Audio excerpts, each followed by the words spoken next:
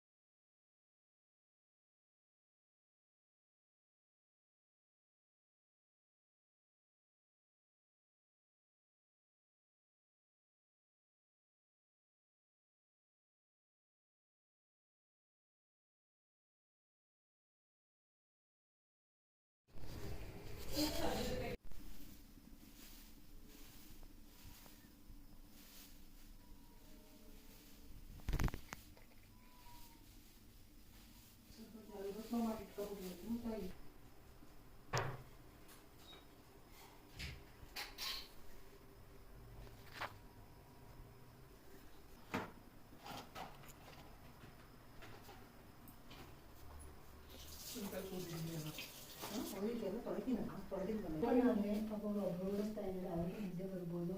ನಾನು ಸ್ವಲ್ಪ ಓದಿಸ್ತೀನಿ ಅಂತ ಕೇಳಿದ ಅಷ್ಟು ಮಲಗಿದ್ದ ಮಧ್ಯಾಹ್ನ ಹ್ಞೂ ಅಂದ್ರೆ ಸರಿ ಮಾಡಿ